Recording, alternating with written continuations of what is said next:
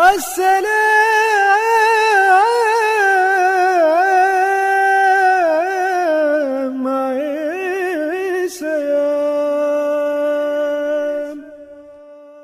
رمضان المبارک کا خصوصی پروگرام شمع رسالت کے پروانے۔ اصحاب رسول صلی اللہ علیہ وآلہ وسلم وہ عظیم ہستیاں ہیں جنہوں نے تبلیغ و ترویج اسلام کے لیے اپنی زندگیاں وقف کر دیں۔ ان میں سے اکثر نے اپنی جان و مال قربان کر دی۔ رمضان المبارک کے اس خصوصی پروگرام میں انہی عظیم المرتبہ اصحاب کا ذکر کریں گے اور ان کی شخصیت اور کردار سے اپنے عمل کو سنوارا جا سکتا ہے اور اپنی زندگی کو اسلام کے صحیح رنگ میں ڈھالا جا سکتا ہے۔ حضرت سعید بن زید رضی اللہ تعالیٰ عنہ۔ حضرت سعید بن زید رضی اللہ تعالیٰ عنہ کا گھرانہ بھی پاک باز گھرانہ تھا۔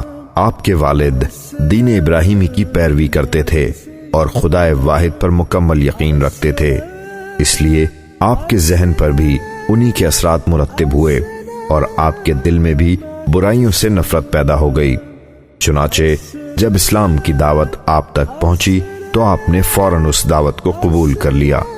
آپ کی زوجہ فاطمہ بنت خطاب تھیں جو حضرت عمر فاروق رضی اللہ تعالیٰ عنہ کی بہن تھیں۔ ان کی فطرت بھی صالح تھی، اسی لیے انہوں نے بھی اسلام قبول کر لیا تھا۔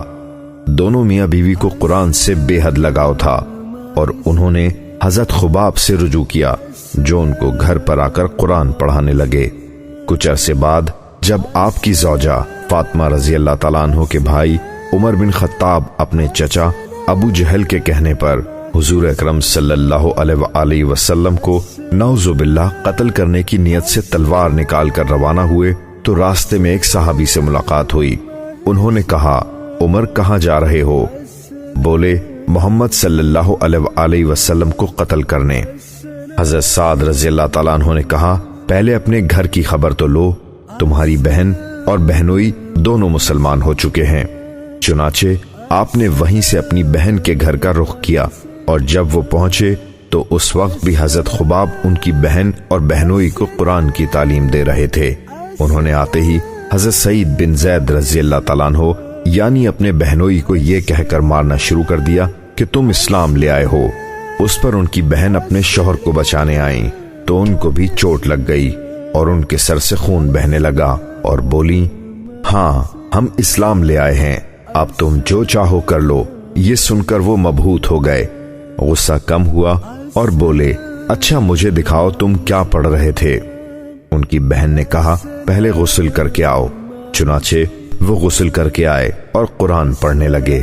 چند آیات پڑھ کر ہی ان کے دل پر ایسا اثر ہوا کہ حضرت خباب رضی اللہ تعالیٰ عنہ سے بولے، مجھے حضور اکرم صلی اللہ علیہ وآلہ وسلم کی خدمت میں لے چلو، اور وہاں حاضر ہو کر آپ نے اسلام قبول کر لیا۔ روایت ہے کہ اس سے ایک دن پہلے حضور اکرم صلی اللہ علیہ وآلہ وسلم نے دعا فرمائی تھی کہ اے اللہ، عمر بن خطاب یا عمر بن حشام میں سے جس کو چاہے تو اسلام میں داخل کر دے، اور اللہ نے آپ صلی اللہ علیہ وآلہ وسلم کی دعا قبول کر لی۔ حضرت سعید بن زید رضی اللہ تعالیٰ عنہ نے غزوہ بدر کے علاوہ تمام غزوات میں شرکت کی۔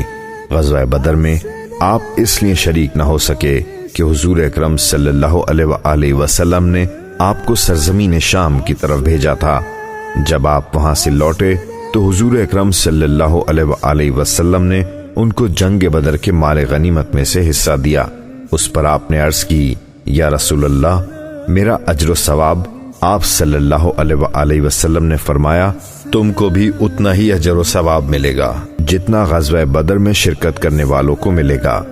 آپ نے بیعت رضوان میں شرکت کا شرف بھی حاصل کیا اور فتح مکہ کے موقع پر آپ ایک دستہ فوج کے افسر تھے۔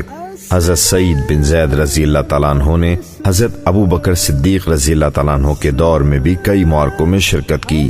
ایران اور روم کی کشمکش میں آپ شام جانے والے لشکر میں شامل تھے، جبکہ ایک اور جنگ میں جس میں 20,000 مسلمانوں کا دشمن کی 90,000 کی فوج کے ساتھ مقابلہ تھا، آپ نے اپنی بہادری کے جوہر دکھائے۔ اسی طرح حضرت عمر فاروق رضی اللہ تعالیٰ عنہ کے دور خلافت میں حضرت خالد بن ولید نے ایک جنگ میں آپ کو ایک رسالے کا سردار مقرر کیا۔ حضرت سعید بن زید رضی اللہ تعالیٰ عنہ نے بڑی جرت اور استقامت کے ساتھ دشمن کا مقابلہ کیا اور اس کو بھاگنے پر مجبور کر دیا۔ یہاں پر بھی اسلامی لشکر کو کامیابی نصیب ہوئی۔ اس کے بعد اگلا معرکہ شام کے شہر حمص کا تھا۔ آپ اس میں بھی شریک ہوئے اور ایک زبردست مقابلے کے بعد آپ نے رومی لشکر کے سردار کا سر قلم کر دیا۔ حمص کی فتح کے بعد جنگ یرموک کا آغاز ہوا۔ حضرت سعید بن زید رضی اللہ تعالیٰ عنہ اس جنگ میں پیدل فوج کے افسر تھے۔ اس جنگ میں دشمن کو عبرتناک شکست ہوئی۔ حضرت سعید بن زید رضی اللہ تعالیٰ عنہ زہد و تقوی میں بھی مثالی شخصیت تھے اور اعلیٰ اخلاق کے مالک تھے۔ آپ کو بھی حضور اکرم صلی اللہ علیہ وآلہ وسلم کی طرف سے زندگی میں ہی جنت کی بشارت دی گئی اور یوں آپ کا شمار بھی عشرہ مبشرہ میں ہوتا ہے۔